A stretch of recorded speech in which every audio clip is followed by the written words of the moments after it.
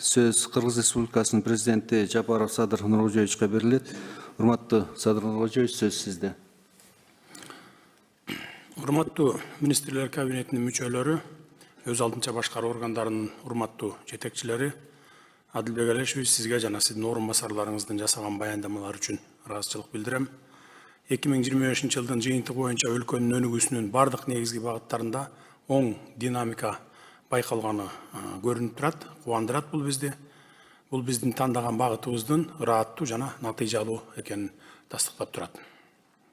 Кеңешменин урматтуу катышуучулары, бүгүнкү жыйын өзгөчө мааниге ээ.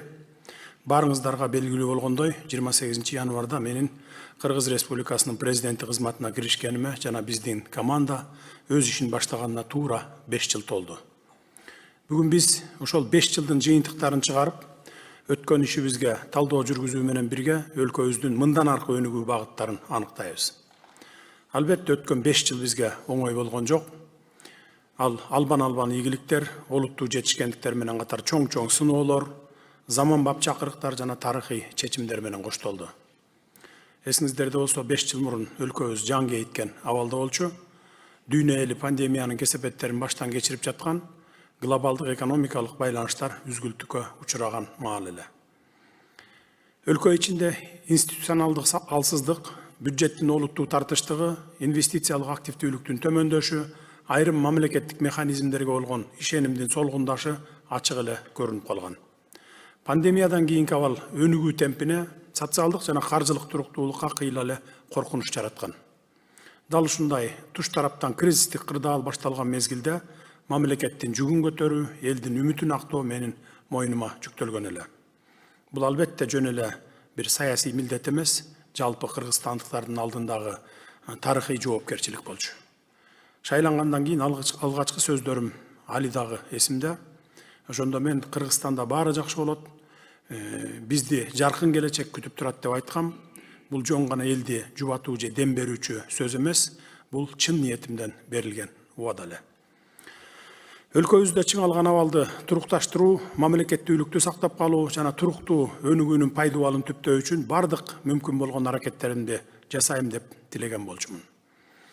Мен дагы, менин командам дагы убада берүү оңой, ал эми аны аткаруу кыйын экенин эң жакшы түшүнгөнбүз. Бирок Кудай берген Кыргызстаныбыз алсыз болууга акысы жок эле. Менин да күмөн саноого акым жок болчу. Биз муну эң сонун аңдап түшүнүп, өлкө келечеги үчүн башыбызды баталгага байлаганбыз. Буюрса биз ошол 5 жыл ичинде туруктуу өнүгүүнүн өзөгүн түптөй алдык. Бүгүн мен командам менен артка кылчайып, Кыргызстандын элинин колдоосу менен жогоруда аталган убадабызды аткардык деп сыймыктануу менен айта аламын. Буга конкреттүү жыйынтыктар, ишке ашкан ири долбоорлор, экономикалык көрсөткүчтөр, бекемделген институттар жана кыргыз жарандарынын эртеңки күнгө болгон ишеними менен кайтып келиши күбө боло алат. Урматтуу мекендештер, биз алгачкы жылдары мамлекеттик башкарууну калыбына келтирүүгө басым жасасак, кийинки жылдарыбызды стратегиялык артыкчылык катары экономикалык модельди терең трансформациялоого арнадык. 2021-2025 жылдар өлкөнү жөн гана калыбына келтирүү эмес, сапаттуу экономикалык өнүгүүнүн доору катары Кыргызстандын соңку жаңы тарыхында каларына бекем ишенем. Алсак 2020 жылы өлкөнүн ички дүң продукциясы 8,3 миллиард акча долларын түссө, 2025 жылдын жыйынтыгы боюнча 22,6 миллиард акча долларынан ашты. Экономиканын көлөмү дээрлик 3 эсеге көбөйдү. Демек, муну бараандуу жетишкендик жана көрүнүктүү өсүш деп атоого болот десем жаңылышпаймын. Салык 5 жыл ичинде болжол менен 4 эсеге, бажы төлөмдөрү 6 эсеге, салыктык эмес кирешелер дээрлик 9 эсеге өстү.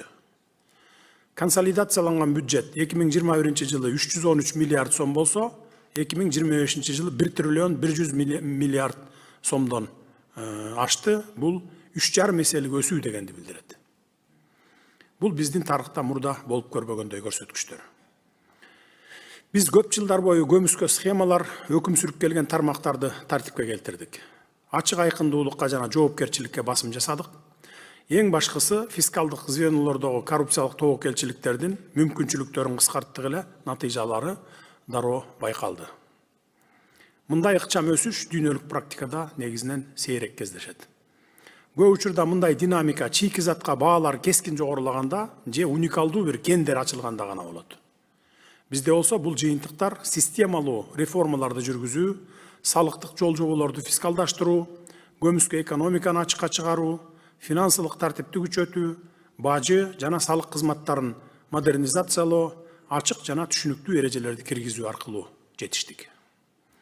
Натыйжада мамлекетибиз финансылык жактан өз алдынчалыкка жетип, туруктуулукту камсыздап, ири инфратүзүмдүк жана социалдык долбоорлорду тышкы колдоолорсуз ишке ашыра ала турган деңгээлге жеттик. Акыркы 4 жылда реалдуу экономикалык өсүштүн орточо жылдык темпи 10,2% түздү. Эл аралык валюта фондунун маалыматына ылайык 2024 жылы Кыргызстан ички дүң продукциянын реалдуу өсүшү боюнча дүйнөдө алдыңкы 3 өлкөнүн катарына кирди. Ошентип, соңку жылдары Кыргызстандын финансылык туруктуулугу принципиалдуу түрдө жаңы деңгээлге чыкты. Эл аралык резервдер өлкө тарыхында биринчи жолу 10 миллиард акш долларынан ашты. Бул өлкөбүздүн макроэкономикалык туруктуулугунун, улуттук валютабыздын бекемдигинин стратегиялык запасы жана эртеңки күнгө болгон ишеними десек болот.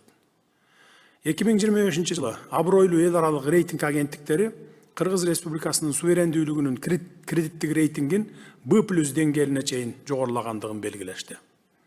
Бул өлкөбүздүн инвестициялык жагымдуулугун арттырууда маанилүү кадам болот. Мындай көрсөткүчтөрдүн жыйынтыгында элибиздин турмушунда реалдуу өзгөрүүлөр болду. Булар билим берүү, саламаттык сактоо, социалдык төлөмдөр көбөйдү, жолдор, мектептер, ооруканалар, энергетикалык объектилер курулду, ири өнөр жай жана инфратүзүмдүк долбоорлор ишке кирди. Булардын баары жалпы кыргызстандыктардын алдындагы милдеттерибиздин өз убагында аткарылгандыгын тастыктайт. Жогорку көрсөткүчтөрдүн артында элибиздин колдоосу жана деми менен бирге биздин команданын күндөп-түндөп тыным албаган эмгеги, талыбаган мээнети турат. Биз буга чейин абалды турукташтыруу жөнүндө гана айтып келсек, бүгүн өлкөнү өнүктүрүү тууралуу кеп кылып жатабыз. Эртең чөлкөн боюнча стратегиялык лидерликке чыгууну максат кылып жаткан чагыбыз. Биз башкаларга ресурстарды чектелген, деңизге чыгуу мүмкүнчүлүктөрү болбогон өлкө болуп туруп, өнүгүүнүн жогорку динамикасын орното аларыбызды далилдедик. Бирок бул үчүн 3 шарт: сапаттуу башкаруу менен саясий эрк, институционалдык тартип жана мамлекеттин кызыкчылыктарын жеке кызыкчылыктардан жогору коюу керектигин баса белгилей кетейин. Ошентип 2021-2025 жылдары Кыргызстандын экономикасы кризистик абалдан туруктуу, диверсификацияланган жана инвестициялык жагымдуу өсүшкө өттү. Биз жогорудагыдай көрсөткүчтөргө эле жетишпестен, сапаттуу жаңы экономикалык, кыргыз экономикасынын керемети Агылбир секириги моделин түптөдүк. Ички дүң продукциянын жогорку өсүү темпи, инвестициялардын рекордтук агымы, өнөр жайдын күчөшү жана ири инфратүзүмдүк курулуштар мамлекеттин андан ары тездетилген жана узак мөөнөттүү өнүгүүсү үчүн бекем, системалуу негиз болуп берди. Кеңешменин урматтуу катышуучулары, өлкөбүздүн тарыхында мамлекетибиздин экономикасында улуттук ар намыска жана элдин мамлекетке болгон ишенимине адилеттүүлүккө шек келтире турган жагдайлар да болду. Кумтөр маселеси бүтүндөй өлкө үчүн, анын ичинде жеке мен үчүн өзгөчө көйгөй болуп келгенин жакшы билесиздер. Кыргызстан үчүн мааниси зор бул стратегиялык объектинин айланасында канча жылдар бою талаш тартыштар, күнөө коюулар, жала жабуулар, ар кандай саясий оюндар болуп келди. Элибиз болсо кыргыз алтыны улуттук кызыкчылыктарга ылайык колдонулуп жатабы деген жөнөкөй эле маселени кабыргасынан коюп келген. Саясий ишмердүүлүгүн башталгандан тарта менин негизги позициям кумтөрдү мамлекетке кайтаруу эле. Кудай берген байлыгыбыз, жаратылыш ресурстары бир тараптын пайдалуу булагы болбостон, өлкөгө жана анын жарандарына кызмат кылышы керек экенин ошондо эле түшүнгөн элем. Дал ушундай принципиалдуу позиция менен ырааттуу чечимдер кабыл алынып, соңунда мамлекеттин стратегиялык активге болгон көзөмөлүн калыбына келтире алдык. 2021 жылы мамлекетибиздин бекем позициясынын негизинде Кумтөр толугу менен Кыргыз Республикасынын менчигине өттү. Тарыхый мааниге ээ мындай чечим өлкөбүздүн экономикалык көз карандысыздыгын бекемдөөнүн олуттуу этабына айланды десек болот. Биз тандаган багытыбыздан тайбай, туура нукта бара жаткандыгыбызды тастыктай алдык. 2021-2025 жылдары Кумтөрдүн өндүрүшүнөн түшкөн жалпы киреше 5 миллиард 115 миллион долларды же 440 миллиард сомдон ашык каражатты түздү. Бюджетке салыктар жана милдеттүү төлөмдөр түрүндө 1 миллиард 176 миллион доллар же 100 миллиард сомдон ашык акча каражаты түштү. Мындан тышкары акыркы 4 жылда мамлекет 441 миллион доллар же 38 миллиард сомдон ашык дивиденд алдык. Тарых үчүн салыштырып айта кетейин, 1994-2021 жылдар аралыгында Кыргызстан Кунтөрдөн болгону 100 миллион доллар дивиденд алганбыз. 410 тонна алтын чыгып кетсе, ошонун 1 тоннасы гана биздин Кыргызстандын пайдасы деп калган. Ал эми бүгүн Кумтөр бюджеттин туруктуу киреше булагы болуп, социалдык милдеттенмелерди жана инфратүзүмдүк долбоорлорду каржылоого кызмат кылууда.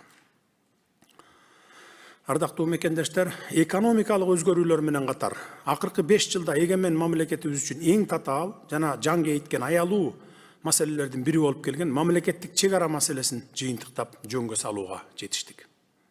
Чындыгында эле эгемендик жылдарында мамлекеттик чек ара маселеси өлкөбүз үчүн эң оор көйгөйлөрдүн бири эле. 30 жылдан ашык убакыт бою чек арага танапташ аймактардагы тактал элек тилкелерде дайыма чыңалуулар жаралып, мезгил менен кагылышуулар болуп, эң аянычтуусу жарандарыбыз оор жоготууларга учурап, жергиликтүү эл күнү түнү дагы эмне балекет болуп кетет деген тынчсыздануу менен өмүр сүрүп келишкен. Көз карандысыздык, өлкөнүн бүтүндүгү жана элдин тынычтыгы декларациялык эле мүнөздө болбошу керек, ал юридикалык жактан бекемделип, иш жүзүндө дагы аткарылышы кажет. Так аныкталган чек арасы жок мамлекет өзүн эч качан коопсуз сезе албайт. Ошондуктан акыркы 5 жыл ичинде бул тарыхый процессти жыйынтыктоону алдыбызга принципиалдуу милдет катары койгонбуз. Ары татаал, көп кырдуу сүйлөшүүлөрдүн жыйынтыгында Өзбекстан жана Тажикстан менен мамлекеттик чек ара маселелери жөнгө салынды. Албетте буга оңой олтоң эле жетише койгонубуз жок. Ал саясий эркти, стратегиялык сабырды сынады, келечек муундар алдындагы чоң жоопкерчиликти, терең билимди талап кылды. Мындай маселелерде жөнөкөй кадамдар жарабайт, жет өлчөп бир кесип, эң негизги критерий улуттук кызыкчылык менен ошол эле маалда экинчи тараптын сөзүн да уга билип, тыкыр иш жүргүзүлдү. Бүгүн мен толук жоопкерчилик менен айталам, 1990 жылдардын башынан бери чубактын кунундай чубалып келген чек ара маселесине чекит коюлуп, кыргыз мамлекеттүүлүгүнүн өнүгүү этаптарынын дагы бири катары ийгиликтүү жыйынтыкталды. Бул албетте тарыхый масштабтагы жетишкендик. Так белгиленген, юридикалык жактан таризделген жана өз ара таанылган чек аралар улуттук коопсуздуктун кепилдиги болот. Бул жаңжал жана коркунучтар жоктугунан кабар берет десек болот. Эң ириде бул чек ара аймактарындагы элибиздин тынчтыгы, бейпилдиги. Инвесторлор үчүн алдын ала божомолдоого боло турган жагымдуу шарт. Борбор Азияда ишеним жана ынак коңшулук мамилелердин жаңы атмосферасы орноду. Чек аралар мурда чыңалуунун сызыгы катары кабыл алынып келсе, бүгүн алар ынтымакташа кызматташуунун сызыгына, соода сатык алаканын, инфратүзүмдүк долбоорлордун жана экономикалык өз ара байланыштын мейкиндигине айланууда. Чынында эле 5 жыл мурун өлкөбүз экономикалык жана институционалдык жактан туңгуюкка кептелген абалда болсо, бүгүн бюджет бекемделип, экономикабыз өсүү жолунда, чек аралар такталып, көз карандысыздык камсыздалды, жаркын келечекке карай жол алдык деп ишенимдүү түрдө айта алабыз. Урматтуу замандаштар, эгерде чек араларды көз карандысыздыктын тышкы алкага деп кабыл алсак, коопсуздук жана укуктук тартип анын ички алкагы болуп саналат. Ооба, мамлекет экономикалык жактан ийгиликтүү болушу мүмкүн, бирок өлкө ичинде туруктуулук болбосо, ал ийгиликтердин келечеги болбойт. Мындан улам акыркы 5 жыл ичинде күч түзүмдөрүн реформалоо, улуттук коопсуздукту, укук тартибин бекемдөө, куралдуу күчтөрдү башкарууну модернизациялоо боюнча болуп көрбөгөндө комплекстүү чаралар жүзөгө ашырылды.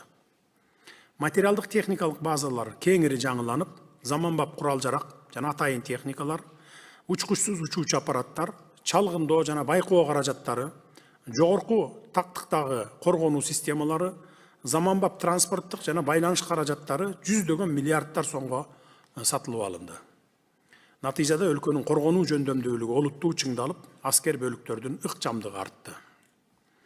Коопсуздук секторун комплекстүү бекемдөө Кыргызстандын соңку жаңы тарыхында буга чейин болгон эмес десем аша чапкандык болбосун. Мамлекеттин коопсуздугун камсыз кылган кызматкерлерди социалдык жактан колдоо да түп тамырынан бери өзгөрдү. Аскер кызматкерлеринин жана укук коргоо органдарынын кызматкерлеринин айлык акылары 3 эсеге көбөйтүлдү. Баткен облусунда аскердик жүктөм жана тобокелдик жогору болгондуктан айлык акы 4,5 эсеге жогорулатылган. Мамлекет мекен коргоочуларын татыктуу колдоого милдеттүү, биз бул милдетти иш жүзүнө ашыра алдык десем жаңылышпайм. Урматтуу агайын туугандар, коррупцияга каршы күрөшкө өзгөчө токтолуп өтөйүн. Коррупция ондогон жылдар бою мамлекеттик институттарды ичинен иритип, алсыратып, элдин ишенимин таптакыр жоготуп, экономиканын өнүгүшүнө бир топ эле кедергисин тийгизип келген. Биз мындай чырмалышып, тамырлап кеткен илдеттин өзөгүн соолутуу боюнча принципиалдуу чечимдерди кабыл алдык. Антикоррупциялык иш аракеттердин алкагында мамлекетке миңдеген кыймылсыз мүлктөр алынды. Мамлекеттик жана муниципалдык органдарга 959 объекти өткөрүлүп берилди. Жергиликтүү өз алдынча башкаруу органдардын балансына 3300 гектардан ашык айыл чарба жерлери кайтарылды. Ошондой эле уюшкан кылмыштуу топтордун 300дөн ашык мүчөлөрү жоопкерчиликке тартылып, мамлекетке келтирилген 38 миллиард сомдон ашык зыян өндүрүлдү. Биз айрым криминалдык түзүмдөрдү гана жоготпостон, ондогон жылдар бою көмүскө таасирлерди багып келген механизмдердин системасын талкаладык. Мамлекет мыйзам үстөмдүгүн кайтара алды. Ички иштер министрлиги масштабтуу санариптик трансформациядан өттү. Өлкөнүн бардык аймактарында сутка бою мониторинг жүргүзгөн заманбап видео байкоо системалары орнотулду жана дагы улантылып жатат. Натыйжада катталган кылмыштардын саны 73%га кыскарды. Камералар орнотулган коомдук жайларда оор мыйзам бузуулар 68%га азайды. Мунун баары биздин көчөлөрдүн коопсуздугуна, үй бүлөлөрдүн тынычтыгына, ата-энелердин балдары үчүн ишенимине багытталган аракеттер десек болот. Биздин күчтүү мамлекет курабыз деген билдирүүлөрүбүз куру сөз катары кабыл алынбашы керек. Бул чек араны коргой билүү, адилеттүүлүктү камсыз кылуу, кылмышкерлерди жазасыз калтырбоо, ошол эле маалда ар бир жарандын коопсуздугуна кепилдик берүү жөндөмдүүлүгү тууралуу сөз деп айтар элем. Урматтуу катышуучулар, кийинки стратегиялык багыт мамлекеттик саясаттын жарандарга арналганы болду. Акыркы 5 жыл ичинде кыргыз жарандарынын жашоо сапатын жогорулатууга багытталган системаны ырааттуу түрдө калыптандырууга жетиштик. Стратегиянын жарандарга багытталышы эмнени түшүндүрөт?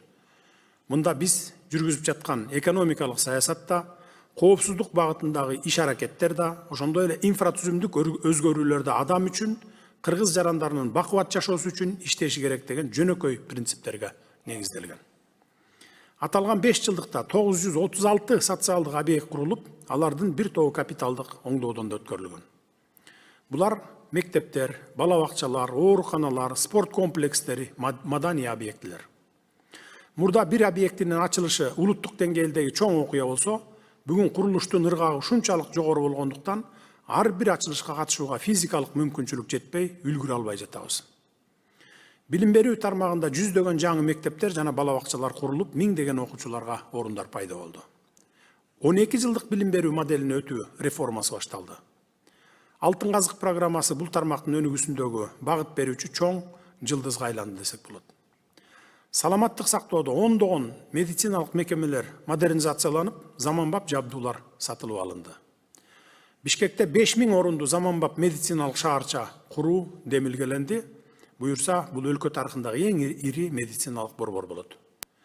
Жарандарга багытталган мамиле бул ошондой эле экономикалык адилеттүүлүк болуп саналат. Мамлекеттик саясаттын маанилүү багыты катары калктын кирешесин жогорулатуу боюнча системалуу иштер жүргүзүлдү. Биз бюджеттик чөйрөнүн кызматкерлеринин, педагогдордун, медицина кызматкерлеринин, мамлекеттик жана муниципалдык кызматкерлердин, бийликтин бардык бутактарынын кызматкерлеринин эмгек акыларын ырааттуу түрдө көбөйтө алдык. Айлык акылар, пенсиялар жана социалдык төлөмдөр олуттуу түрдө жогорулатылды. Пенсиялык төлөмдөргө багытталган каражат 5 жылда 50 миллиард сомдон 105 миллиард сомго чейин өстү. Өлкөнүн пенсиялык системасында мындай динамика мурда аз болчу. Ошентсе да айлык акыларды, пенсияларды жана социалдык төлөмдөрдү жогорулатуу бүгүнкү күндө артыкчылык бойдон калууда. Анткени күчтүү экономика ар бир жаранга татыктуу жашоону камсыз кылышы керек. Ошону менен катар социалдык колдоого өзгөчө көңүл бурулду. Көп балалуу үй бүлөлөрдү, ден соолугунун мүмкүнчүлүгү чектелген жарандарды, аз камсыз болгон бүлөлөрдү колдоо чаралары кеңейтилип жатат. Чынында эле колдоого муктаж болгондорго биз социалдык жардамдардын даректирүүлүгүн күчөтүшүбүз керек. Эли журтубуздун бакубат жашоосуна жолдордун сапаты, коомдук транспорттун, ошону менен бирге жол кыймылынын ыңгайлуулугу өтө маанилүү экенин баарыбыз жакшы билебиз. Ошондуктан жол тармагы жаатындагы инфратүзүмдө масштабтуу өзгөрүүлөрдү жүргүздүк. 5 жыл ичинде жалпы республика боюнча аймактарды байланыштырган, транспорттун жеткиликтүүлүгүн жакшырткан, бизнестин, туризмдин жана жарандардын ички карым катнашын арттырган 3700 километрден ашык жолго асфальт төшөлдү. Бүткүл өлкө боюнча аэропорттор модернизацияланды, учуу конуу тилкелери жаңыланды, терминалдар реконструкцияланды, навигациянын жана учуулардын коопсуздугунун заманбап стандарттары киргизилди. Бул региондордун байланышын кыйла жандандырып, жарандар үчүн ыңгайлуу болуп калды, ошону менен бирге эл аралык аба каттамдарын кеңейтүү үчүн бекем негиз түздү. Иш жүзүндө биз өлкөнүн авиациялык инфратүзүмүн заманбап талаптарга ылайык келтирип, баарын кайрадан куруп чыктык. Биз мындай системалуу иштин аркасында Кыргызстанды 20 жылдан бери курчап турган Европа биримдигинин кара тизмесинен чыгаруунун чечүүчү баскычына келдик. Кыргызстан үчүн Европанын аба мейкиндигинин ачылышы туризмди өнүктүрүүгө, инвестицияларды тартууда жана өлкөнүн эл аралык аброюн бекемдөөдө зор жетишкендик болот. Бирдиктүү авиациялык мейкиндикке кирүү менен жүргүнчүлөрдү жана миллиондогон долларлык жүктөрдү ташуу рыногуна жана мамлекеттин өнүгүшүнө, ошондой эле жарандарыбыздын бакубат жашоосуна багытталган жаңы экономикалык мүмкүнчүлүктөргө жол ачылат. Урматтуу мекендештер, автомобиль инфратүзүмүн өнүктүрүү менен катар эле Кыргызстандын геосаясий ролун өзгөрткөн долбоорду баштадык.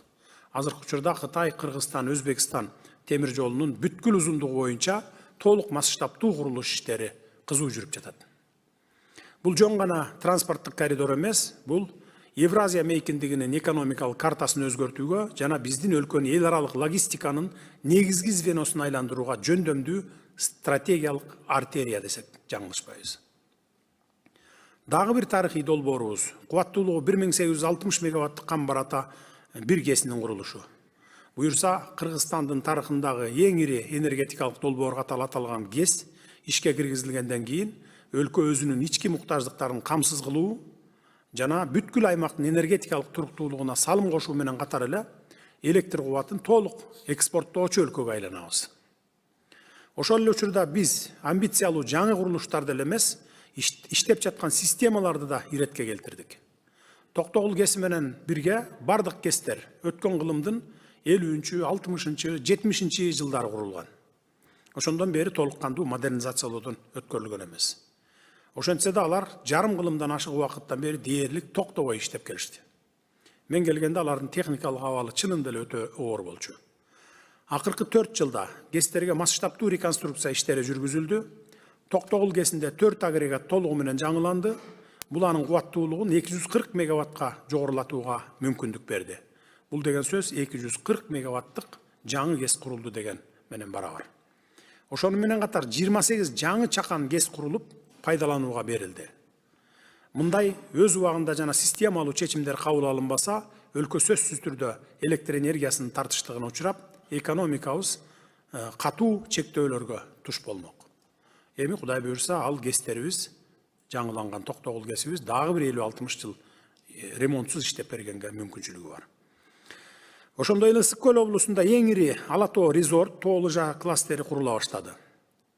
Бардык сезонду камтый турган бул долбоор жаңы туризм тармагын түзүп, миңдеген жумуш орундарын камсыздап, өлкөнүн эл аралык туристтик жагымдуулуктун жаңы деңгээлине көтөрөт. Кудай буйрса, ушул жылдын аягында декабрь айында биринчи фазасын Жыргалаңды ишке беребиз. 120 километр лыжа трассасы менен. Ал эми өнөр жайдын жанданышы системалык саясатка айланды. Жыл сайын жок дегенде 100 жаңы өнөр жай объектилерин ишке киргизүү салт болуп калды.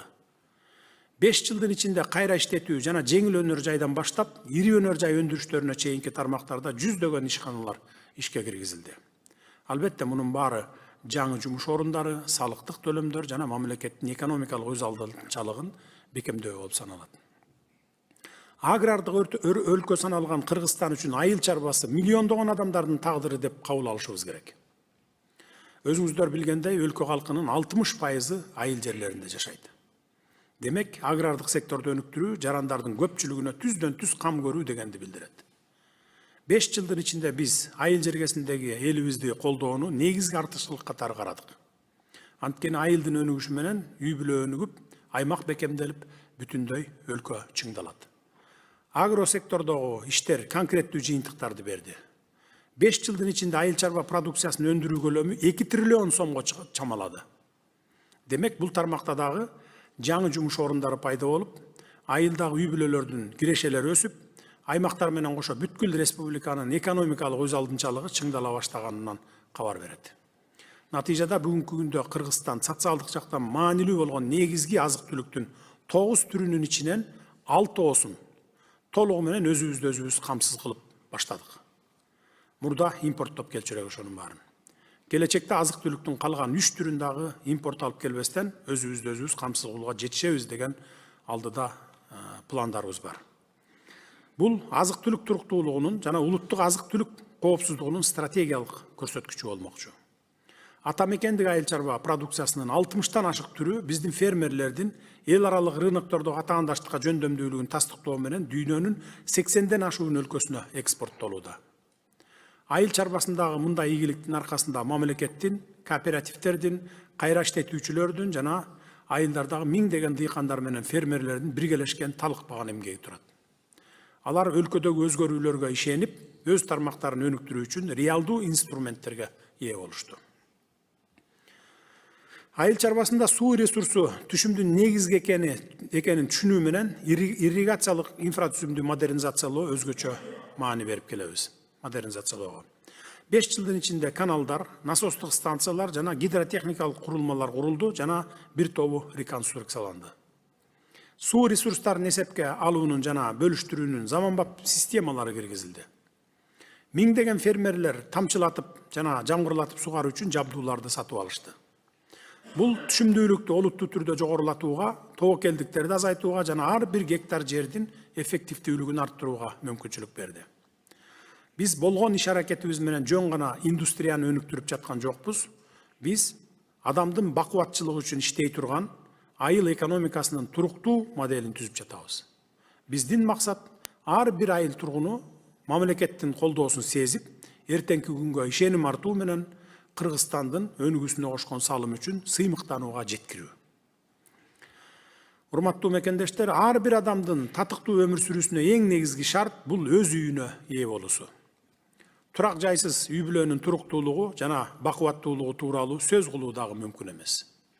Мен президенттик кызматка киришкенимде жарандардын турак жай көйгөөнүнүн масштабын так билчүмүн. Миңдеген үй бүлөлөр көп жылдар бою ижарага алынган матирлерде, жатаканаларда жана башка ар кандай шарттарда жашап, өз турак жайына ээ болуу үчүн аракет кылганы менен акча топтой албай кыйналып келишкен. Ошондо мен үйгө муктаж болгон жарандарыбыздын турак жай маселесин чечүүдө мамлекет аларга жардам беришин камсыздоону алдыма милдет кылып койгон элем. Ушул 5 жылдын ичинде биз ипотека программаларын жөн гана жандандырбастан турак жай саясатына болгон мамилени кескин өзгөрттүк. 2025 жыл рекордтук жыл болду. Мамлекеттик ипотекалык компания болуп көрбөгөндөй динамиканы көрсөттү. Бир жылдын ичинде 4600ден ашуун үй бүлөгө өз батирлеринин ачкычын алышты. Бул мурунку 4 жыл ичинде берилген турак жайлардын жалпы санынын жарымы десек болот.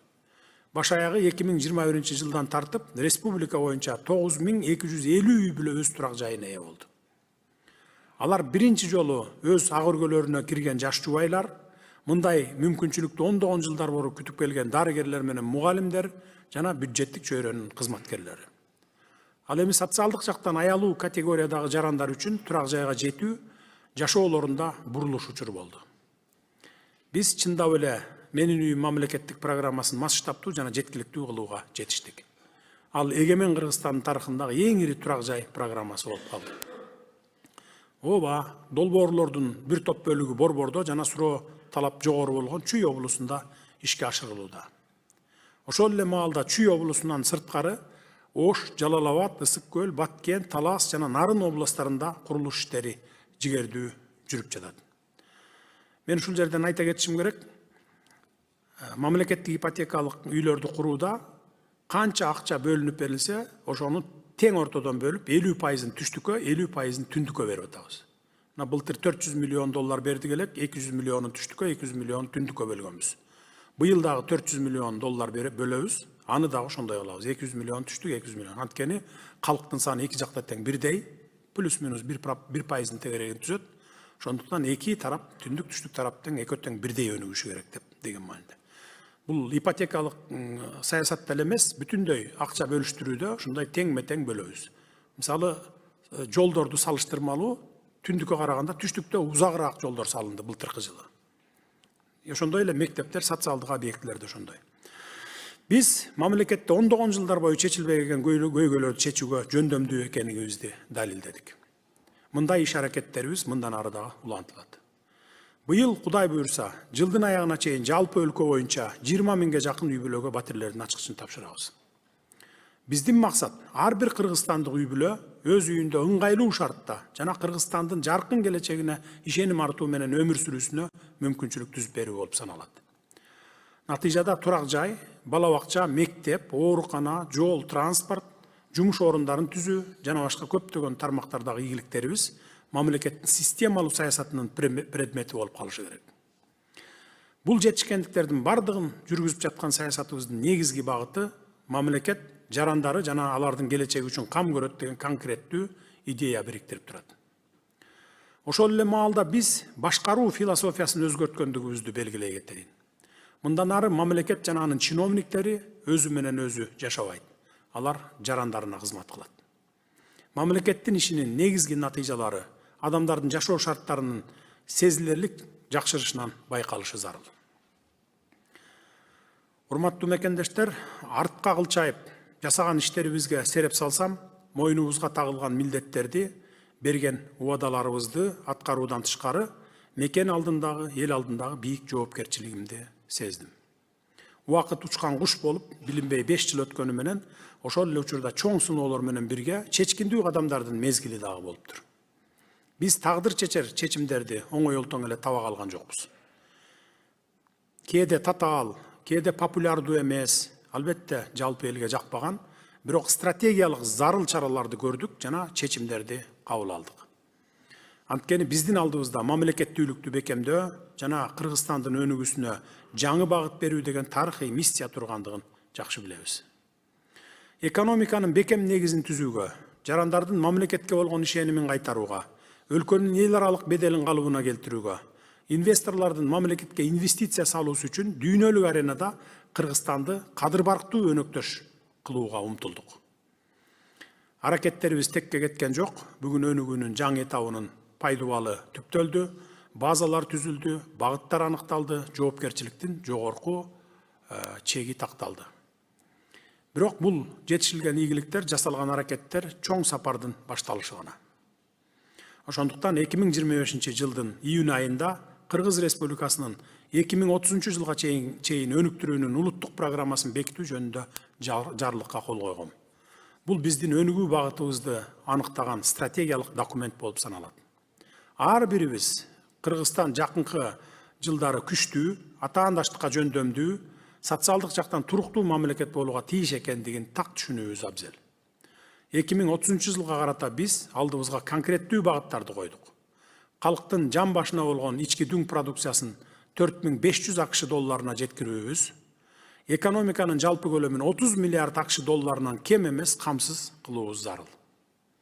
Туруктуу өнүгүү максаттарына жетүү боюнча дүйнөнүн алдыңкы 30 өлкөсүнүн катарына кирүүгө жана адамзаттык өнүгүү индекси боюнча позициябызды 10 пунктка жогорулатууга ниеттенип жатабыз. Албетте бул ары масштабтуу, ары татаал тапшырмалар, бирок биз ошого жетишишибиз керек. Бирок аларга бир жакадан баш, бир жеңден кол чыгарган биримдигибиз болгондо, темирдей бекем тартип орногондо жана ар бир жетекчи жеке жоопкерчилигин сезе билгенде гана жетишүүгө мүмкүн болот. Улуттук өнүктүрүү программасы баарыбыз үчүн жөн гана документ эмес, күнүмдүк башкаруунун багыттоочу компасы болууга тийиш. Ал бардык мамлекеттик чечимдердин негизин түзүүдө баш мыйзамдан кийинки эле милдеттүү көрсөтмө катары кабылданышы кажет. Барыңыздарга эскертүү. Ардактуу замандаштар, биз буга чейин тагдыр чечер бүтүмдөрдү чыгарууга жана тарыхта кала турган чечкиндүү кадамдарга барууга жөндөмдүү экенибизди далилдедик. Эми биздин милдет жаңы Кыргызстанды куруу жолунда ушул темпти сактоо, аны мындан да ыкчамдатуу жана сапаттуу жыйынтык көрсөтүү. Улуттук программада белгиленген стратегиялык максаттарга жетүү үчүн борбордогу башкаруудан тарта түпкүрдөгү айылдарга чейинки жетекчилерден ишине берилүү менен мамиле кылууну, мекенчил болууну, күнү-түнү талыкпастан тынымсыз аракеттенүүнү талап кыламын. Биз тарыхый учурда эл алдындагы жоопкерчиликти так түшүнүшүбүз керек. Заман саат сайын эмес, секунд сайын өзгөрүп бараткан маалда кетирилген кемчиликтер кечирилгис, колдон чыгарылган мүмкүнчүлүктөр артка кайтарылгыс экенин унутпашыбыз керек. Биз тынымсыз айтып келе жатабыз, Кыргызстан ички жана тышкы инвесторлор үчүн ачык. Өлкө экономикасын өнүктүрүүгө каражат, технология жана ыгамал, билим жаатында салым салууга даярмын дегендерге максималдуу түрдө жагымдуу шарттарды түзүп беребиз. Бизнести негизсиз текшерүүгө мораторий киргизилди, административдик жол-жоболор жөнөкөйлөтүлүп, мыйзамдар жакшыртылды. Иш кылам, өзүнө да, мамлекетибизге да пайда келтирем деген ишкерлер мыйзам менен коргоого алынганын жана мамлекеттин колдоосун мындан ары сөзсүз сезерин билишсин. Мына ушундай инвестициялык жагымдуу шарттар түзүлүп жаткан маалда ишкерлерге кандайдыр бир негизсиз басым кысым көрсөтүүгө жол берилбей турганын дагы бир жолу эскерте кетейин. Республикалык кеңешмеде олтурган бардык укук коргоо органдары менен күч түзүмдөрүнө алдын ала дагы бир жолу кайрыламын. Ак ниет иштеген жана мамлекеттин өнүгүшүнө салым кошкон бизнес ар тараптан корголушу керек. Бизнесмен коркуу чөйрөсүндө басым кысым шартында иштеген жерде экономикалык өсүш токтойт. Бул албетте мамлекетке, элге, эң ириде бардык жоопкерчиликти моюнга алган бизге залакасы тиет. Мына ошондуктан жергиликтүү укук коргоо органдары айыл өкмөттөрдү, акимдерди, мэрлерди, бизнесмендерди негизсиз текшерүүлөрдү токтотуңуздар. Алардын ишине тоскоолдук кылып, отчет алып, контролдоп, же негизи жок эле кабинетиңерге чакырганыңарды койгула. Ошол эле учурда силер дагы урматтуу жетекчилер, жергиликтүү жетекчилер уурдабай, коррупцияга малынбай, калыс, адилет иштеп бергиле. Кабинетте бекинип олтура бербей, эл аралап, элдин кандай көйгөйлөрү болсо ордунан чечип тургула. Эл менен жакын болгула. Эгер кокус силер дагы мамлекеттин бюджетине кол салып, мына бизди эч ким текшере албайт, сурай албайт деп коррупцияга малынсаңар, анда силерге дагы аёо жок. Ошону эсиңиздерден чыгарбаңыздар. Биз Кыргызстандын экономикасынын жүрөгү, инновациялардын жана жаңы жумуш орундарынын булагы ишкерлер болушун каалайбыз. Мамлекет дайым алардын жанында болот, коргоосун алат, кепилдик берет. Биз бизнести өнүктүрүү үчүн шарттарды түзүүнү улантабыз. Туруктуу жана түшүнүктүү эрежелер бардык үчүн бирдей болгон мүмкүнчүлүктөр менен камсыз болот. Биздин Кыргызстанда ишкерлер өздөрүн мамлекеттин өнөктөшү катары сезиши керек.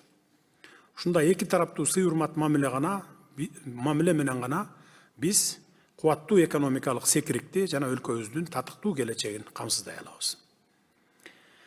Кеңешменин урматтуу катышуучулары, баарыбыз өзгөрүлгүс бир чындыкты моюндашыбыз керек. Ал ар бир бийлик органынын, ар бир түзүмдүн жана ар бир жетекчинин бир эле максаты элге жана мамлекетке ак кызмат кылуу. Бийликтин эч бир бутагы саясий оюндар жеке кысым көрсөтүү же өз көз карашын таңуулоо үчүн түзүлгөн эмес. Саясий оюндар менен алектенүүгө жол берилбейт, анткени башаламандыкка, сенектикке, чыр-чатакка жана элдин ишенимин жогорулатууга алып келет ал. Мурда дал ушундай саясий амбициялар мамлекеттик органдардын милдеттери менен аралашып кетип, өнүгүүнү кам бугандай токтотуп, институттарды бузуп, демилгелерди артка тартып, натыйжада элдин ишенимине доо кетирген. Чечимдер эл үчүн эмес, чакан топтордун кызыкчылыктары үчүн кабыл алынган учурлар көп болгондуктан, өлкөбүз ондогон жылдар бою ордунан жыла албай калган учурларды баштан кечирдик. Бүгүн биз саясий интригаларды бияка коелу, ката кетирүүгө дагы акыбыз жок. Ар бир жетекчи, ар бир кызматкер түздөн түз өзүнө тагылган иш милдеттери менен гана алек болушу керек. Маян алып, ишинен баар таап атканда, ишмердигин абийир менен эч кандай компромисске барбастан жүргүзүүсү зарыл. Ушундай жол менен гана бийлик өнүгүүнүн чыныгы куралы болуп кызмат кылат. Мына ушул жерден мамлекеттик кызматтардын жетекчилерине да кое турган талабым бар. Мамлекеттик кызматтарга жумушка алууда өкүл балам, жээним, таякем, кудам, аяшүкөм же жердешим жана башка деген сыяктуу мыйзамга жат, одоно катачылыктар болбошу керек. Эгерде ушундай мыйзамсыз учурлар, жагымсыз жагдайлар, адилетсиз көрүнүштөр аныкталса, мыкты жетекчи экениңерге карабай тиешелүү жазаңарды аласыңар. Ошону менен бирге жогорку борбордук аткаруу бийлигинде кабыл алынган чечимдердин аткарылышы жерлерде чабал жүрүп жаткандыгын дагы белгилей кетейин. Мунун так себептерин өз учурунда аныктап, тиешелүү чара көрүлбөсө, бүгүнкү күндө жетишилген өнүгүү темпи кайрадан басаңдап кетет. Биз буга жол бербешибиз керек. Ошондуктан облустардагы өкүлчүлүктөр, райондук жетекчилер жана айыл өкмөттөрү менен ыкчам, тыгыз кызматташууну колго алышыңыздар керек. Биз башкаруунун ачык айкын, натыйжалуу жаңы системасын курушубуз керек. Ар ким өз милдетин так аткарган жерде башаламандыкка, коррупцияга же бюрократиялык кысымга жол берилбейт. Ушундай тартип менен гана биз бардык максаттарды ишке ашырып, мамлекетке болгон ишенимди бекемдей алабыз жана Кыргызстандын өсүп өнүгүшүн камсыздайбыз. Кудай буюрса, быйыл августтун аягында Бишкекте Шанхай кызматташтык уюмунун саммити өтөт. Шанхай кызматташтык уюмуна Кыргызстандын төрагалык кылуусу бул биздин эл аралык аренадагы ийгиликтерибизди таануу гана эмес, ошол эле учурда бул чоң жоопкерчилик биз үчүн. Биздин алдыбызда иш-чаралар Чыңгыз Айтматов өзү демилгелеп кеткен Ысык көл эл аралык форумунун 40 жылдыгы жана дүйнөлүк көчмөндөр оюндары да күтүп турат. Дүйнөлүк көчмөндөр оюндарынын салтанаттуу ачылышы Борбор Азиядагы жаңы, эң ири спорттук жай боло турган Бишкек аренасы улуттук стадионунда өтөт. Оюндарды дүйнөлүк бийик деңгээлде өткөрүү үчүн даярдыктар кемчиликсиз аткарылып, биз бардык күчүбүздү жумшашыбыз кажет. Кеңешменин урматтуу катышуучулары, кадырлуу кыргызстандыктар, сөзүмдүн жыйынтыгында ушул ороз айында ар бириңиздерге чың ден соолук, бакубат жашоо жана ички бейпилдикти каалаймын. Жүрөгүңүздөр тынчтыкка, үйүңүздөр ырыскы